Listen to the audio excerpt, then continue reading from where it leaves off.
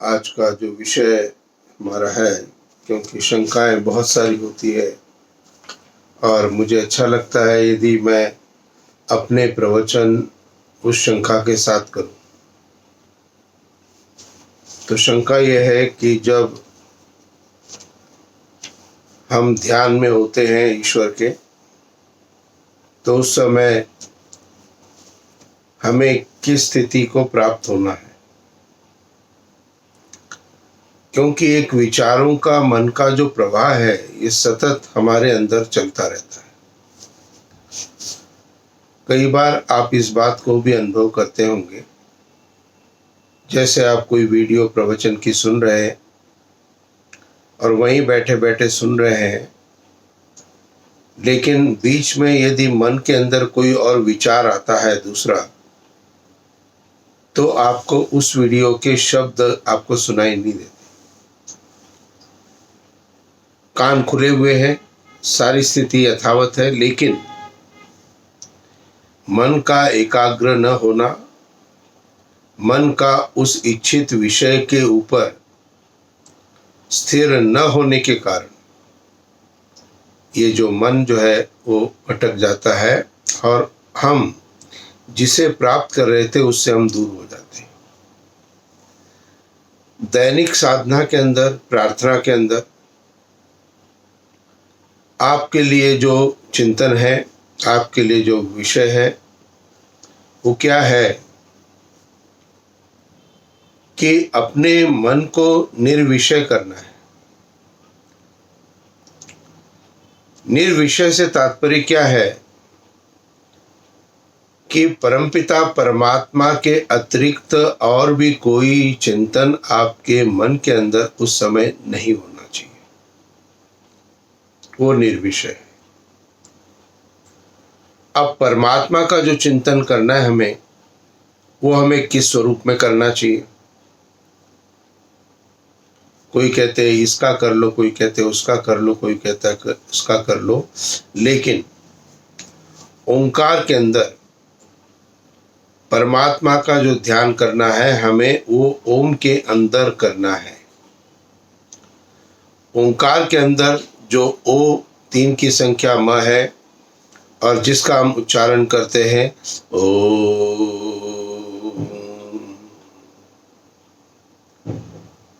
तो जो परमपिता परमात्मा के स्वरूप है, जिनका हमें ध्यान के अंदर ध्यान करना है, वह ओम के अंतर्गत है। बाकी के अन्य सभी नाम परमात्मा के लिए जो प्रयुक्त किए जाते हैं, वो उसके गुण, कर्म, स्वभाव के अनुसार है। इसलिए हमें ईश्वर के निज नाम ओम के साथ अपने ध्यान के अंदर स्थिरता होनी चाहिए और विचार शून्य अपने आप को करने है।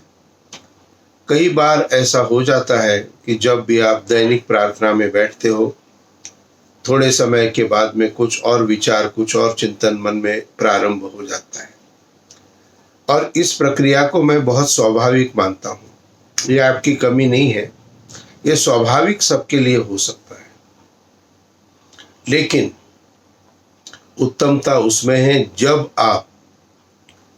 आपका मन उस ओंकार से अलग हो गया, उस परमात्मा के दिव्य स्वरूप के चिंतनों से अलग हो गया। ईश्वर निराकार है, इसलिए हम किसी नाम के माध्यम से, कोई चित्र के माध्यम से उसको स्मरण नहीं करेंगे, क्योंकि हम यहाँ पर ध्यान के अंदर उस निर्विकार, आकार रहित परमात्मा का ध्यान कर रहे हैं, जो कि इस समस्त सृष्टि के अंदर व्याप्त है और जिसके स्वरूप ओम के अंतर्गत बताए गए थे। अ, उ और म। अ से विराट अग्नि विश्व, उ से हिरण्यगर्भ वायु तेजस और म से ईश्वर आदित्य प्राज्य। तो इन 9 स्वरूपों के अंतर्गत हम परमात्मा के स्वरूपों का ध्यान करें, और जैसे ही हम ईश्वर की व्यवस्था के अंदर जब स्थिर बैठते हैं आसन को, और जब ओंकार की उपासना का जब हम प्रारंभ करते हैं और ओंकार के अर्थ पर जब हम चिंतन करना प्रारंभ करते हैं तो हमारा मन किसमें स्थिर हो जाता है? उस परमपिता परमात्मा के अंदर स्थिर हो जाता है, उसकी दिव्यता, उसके स्वरूप के अंदर स्थिर हो जाता है, ओम के अंदर स्थिर हो जाता है। और मन की अपनी ये व्यवस्था है कि मन एक समय में केवल एक ही बात का चिंतन करता है, अर्थात यदि हम उस समय ईश्वर का ध्यान कर रहे हैं तो हम केवल ईश्वर के ध्यान में ही रहेंगे। लेकिन बीच में यदि कभी व्यवधान आ जाता है, बीच में ऐसा कोई प्रसंग आपका आ जाता है जिस प्रसंग में आपको लगता है कि ये प्रसंग अब बाह्य जगत का हो गया है, ईश्वर से हम दूर हो गए, तो तुरंत फिर से ध्यान लगाने का प्रयत्न करना है।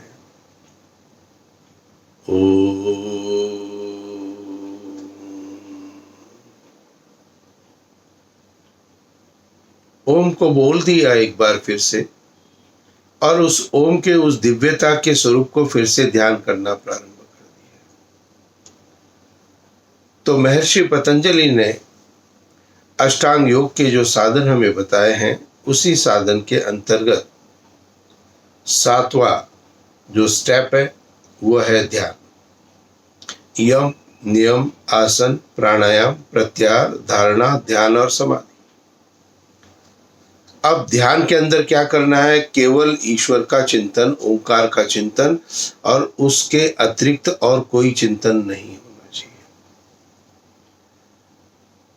और उसके पहले धारणा में क्या था? मन भी था, शरीर भी था और ईश्वर भी था। अब क्या है? अब ईश्वर का चिंतन अपने मन के अंदर करना है। केवल ईश्वर का चिंतन ही ध्यान के अंदर करेंगे, वहां पे शरीर की कोई व्यवस्था नहीं है। और वहां मन आदि इंद्रियों को भी स्थिर करना है। एक जगह पर धारणा पर आपने स्थिर कर दिया था उस मन को, अब उस मन की स्थिरता को निरंतरता में प्रवाहित रखना ही ध्यान है। अर्थात जब धारणा में आपने एक जगह पर अपने मन को स्थिर कर दिया, परमात्मा में, उसके चिंतन में, उसके स्वरूप के अंदर में, जब आपने अपना ध्यान मन पूर्णतः लगा दिया, उस प्रवाह के अंदर स्थिरता लेके आना, ये ध्यान की प्रक्रिया को प्राप्त हो जाते हैं। कोई बदल नहीं करना, जहां पे स्थिर है, जो चिंतन है, बस उसी प्रवाह के अंदर अपने आप को डालना है।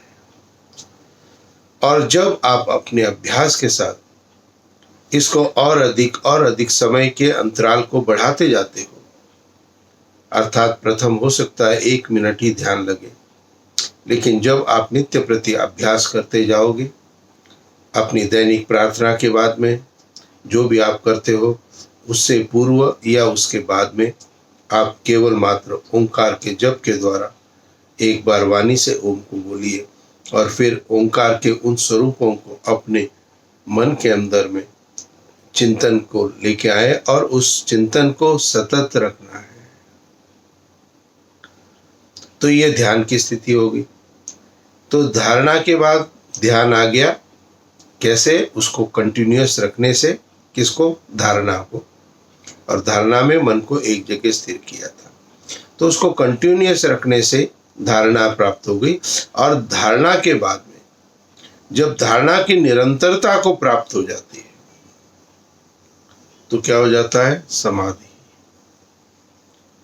धारणा ध्यान के अंदर क्या होता है? ध्यान के अंदर हमारे सभी उद्वेग जो अंदर के हैं, सभी चंचलता जो अंदर की है, सारी जो भी हम करते रहे दिन भर, उन सब को शांतता प्राप्त होती है। और हमारा ध्यान के अंदर में जो मन है, जो हमारा चिंतन है, वो कैसे हो जाता है? तो जैसे एक नदी उफनती हुई जब ऊपर पहाड़ से प्रारंभ करती है, अपनी गति के साथ करती है। जब नदी अपने गति के साथ प्रारंभ करती है तो उसके अंदर चंचलता उसकी गति के कारण देखी जा सकती है। कभी इधर मोड़ आएगा, कभी उधर मोड़ आएगा, कभी इधर कभी सीधे, लेकिन वही नदी का अंतिम स्थल जो है वो है समुद्र। और जब वो नदी अंत में समुद्र के अंदर जब समाहित हो जाती है, तो समाहित होने के बाद में क्या हो जाता है, वो एकाकार हो जाती है। अर्थात आप नदी का कोई अस्तित्व नहीं है। और समुद्र के अंदर जब शांतता है, स्थिरता है, तो वो अपने सभी चिंतन को अपने अंदर ढाप लेता है, ले लेता है।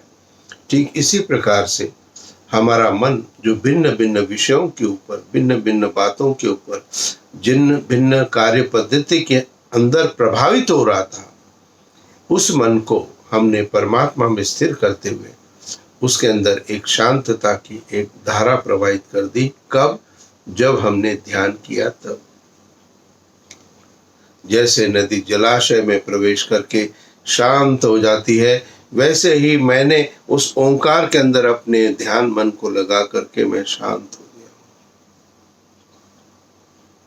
और जब आपका मन ध्यान में हो जाता है, ध्यान आपको लगना प्रारंभ हो जाता है, और इसको आप अभ्यास से करिए। अभ्यास से इसलिए क्योंकि प्रथम 1 मिनट 2 मिनट जब तक लगे तब तक लगे, और उसकी अवधि को बढ़ाने का प्रयत्न करें। धीरे धीरे आप ही को ये लगेगा कि न आप कोई जप कर रहे हैं, न आप कोई चिंतन कर रहे हैं, न आप कोई विचार कर रहे हैं। केवल स्थिरता से बैठ करके आपको उस ईश्वर के उन स्वरूपों का साक्षात हो रहा है। जो ईश्वर हमारे अंदर है, उसको हम अपनी आत्मा के साथ कनेक्ट कर रहे हैं। इन सभी प्रक्रियाओं के अंदर में आत्मा की समीपता परमात्मा को प्राप्त होनी है, परमात्मा की समीपता आत्मा को प्राप्त होनी है। दोनों को एक दूसरे की समीपता के अंदर में जब वो अनुभूति होगी, वो अनुभूति आपकी आत्मा और परमात्मा की वो होगी समाधि की अवस्था। अर्थात समाधि अवस्था के अंदर हम उस प्रवाह के अंदर एक निरंतरता के साथ प्रवाहित होना प्रारंभ करें। और फिर कैसे पता लगेगा कि आप ध्यान के अंदर आप जा रहे हैं, धारणा आपको प्राप्त हो रही है? क्योंकि धारणा, ध्यान और समाधि ये तीनों आंतरिक विषय है। और अष्टांग योग के जो पहले थे यम, नियम, आसन, प्राणायाम, प्रत्याहार, ये सब शारीरिक विषय थे, बाह्य करने के विषय। तो आंतरिक स्थिति को जब आपने अपनी स्थिरता को प्रारंभ किया, लेकिन उससे पहले क्या करना है? बाह्य स्थिति को कंट्रोल करना अति आवश्यक है। तो बाह्य स्थिति का प्रयोग कब होगा? जब हम जागृत अवस्था में हमारी आत्मा है, चेतन अवस्था में हम काम कर रहे हैं, इधर जा रहे हैं, उधर जा रहे हैं, इससे बात कर रहे हैं, उससे बात कर रहे हैं, ये कार्य कर रहे हैं, वो कार्य कर रहे हैं। उन सब के अंदर एक स्थिरता, सौम्यता हमको लानी चाहिए। और जिस व्यक्ति के दैनिक समस्त कर्मों के अंदर सौम्यता आना प्रारंभ हो जाती है, शांति आना प्रारंभ हो जाती है, उद्वेग कोई नहीं होता है, तो धीरे धीरे वो मन अपना परमात्मा में स्थिर होना प्रारंभ हो जाता है। तो समाधि अवस्था का आपको पता कैसे लगेगा? जब आप अपने अंदर कुछ अनुभव करना प्रारंभ करोगे। क्या प्रारंभ करोगे? अब जब आप ईश्वर की समीपता को प्राप्त करना प्रारंभ करोगे, तो आपकी कोई बुराई करे तो आपको कोई अंतर नहीं पड़ने वाला है, क्योंकि उस व्यक्ति का स्वभाव है बुराई करना, और सबकी बुराई करता है, सो वो हमारी कर रहा है। तो जो आत्मा परमात्मा की उस समाधि अवस्था के अंदर होती है, उस व्यक्ति को, उसको इन निंदा के बातों से कोई अंतर नहीं पड़ता। कई बार हमारे किसी कार्य से लोग प्रभावित होकर के हमारी प्रशंसा करते हैं, और प्रशंसा के अंतर्गत फिर अभिमान का भाव यदि आपके अंदर उत्पन्न नहीं हो रहा है, समझ लीजिए आप जो है अवस्था को प्राप्त हो रहे हैं।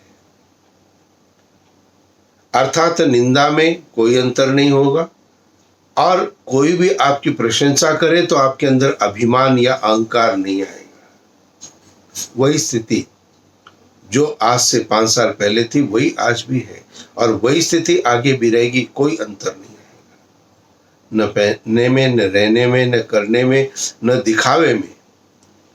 लेकिन यदि आप इस प्रशंसा से दिखावे पे आना प्रारंभ हो जाते हो और अपने आप को बड़ा समझने लग जाते हो, तो इसका अर्थ है आप ईश्वर से दूर हो, उसकी सानिध्यता आपको प्राप्त नहीं है। तो दोनों स्थितियों के अंदर आपको समन्वय की भावना आएगी। फिर जो हमें आकांक्षा है, जो हमारी इच्छा है, जो हमारी वासना है, वो किसके प्रति है? धन के प्रति है। हम अपने धन को बड़ा संभाल संभाल के रखना चाहते हैं, और जिन्होंने कोई शेयर के अंदर में यदि अपने पैसे को इन्वेस्ट किया हो, तो सुबह सुबह जब देखते हैं, जब 10 बजे शेयर मार्केट खुलता है, तो जब शेयर डाउन हो जाते हैं तो वो भी क्या हो जाते हैं? डाउन हो जाते हैं। ध्यान रखिए, धन के प्रति यदि आपकी आसक्ति समाप्त होना प्रारंभ हो गया है, अब धन की आपको वासना नहीं रही, इच्छा नहीं रही, इसका अर्थ है आप ईश्वर की समीपता के अंदर जा रहे हैं।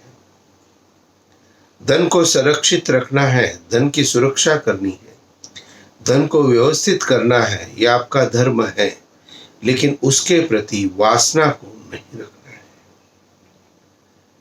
तो ये अंतर आ जाएगा कि कभी बहुत अधिक आ गया या कभी हानि भी हो सकती है धन की।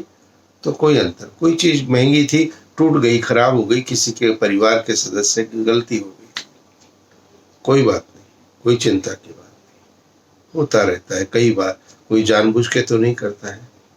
तो ये जो समत्व का भाव आता है, ये उसी आत्मा को प्राप्त होता है जो ईश्वर की समीपता को धारणा, ध्यान, समाधि के अंतर्गत प्राप्त करना प्रारंभ करता है। और फिर ऐसे व्यक्ति को मृत्यु का भय समाप्त हो जाता है। अब उसको मृत्यु की चिंता नहीं होती, क्योंकि वो मृत्यु के यथार्थ सत्य को जान लेता है और शरीर के निरंतर परिवर्तन को अब तक उसकी आत्मा ने अनुभव किया है और ये आगे भी करती रहेगी। एक केवल मात्र यही व्यवस्था है, अर्थात सबसे सांसारिक विषय वासनाओं से उसका मोह त्याग हो जाता है। धारणा, ध्यान और समाधि, ये तीनों एक साथ कंटिन्यूअस एक प्रोसेस के अंदर लगेंगे। इसके लिए ये नहीं है कि पहले हमने जो है ये करना हो। धारणा जब हो गई उसी समय ध्यान को प्रवाहित करना है और उसी समय केवल परमात्मा के अंदर अपने मन को स्थिर कर देना है, प्रवाहित कर देना है। तो धीरे धीरे अभ्यास से आप प्राप्त करें।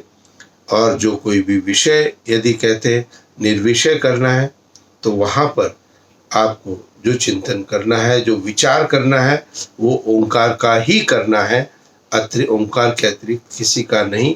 क्यों? क्योंकि ओम या ओंकार परमात्मा का निज नाम है, पर्सनल नाम है।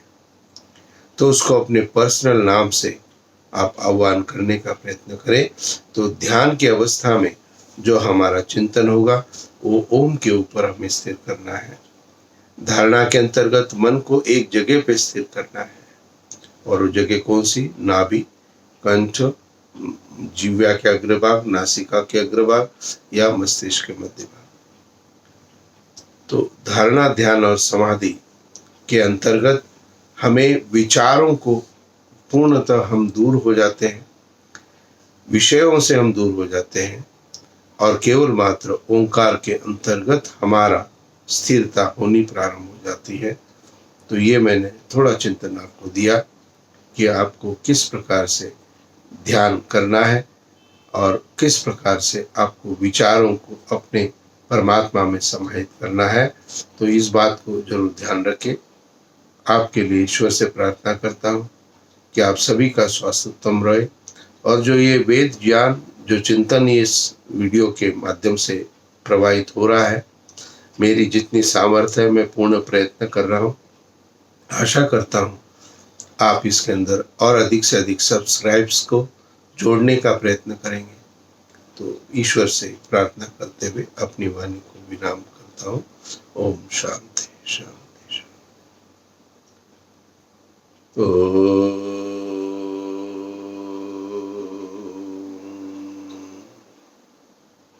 शांति शांति शांति। नमस्ते।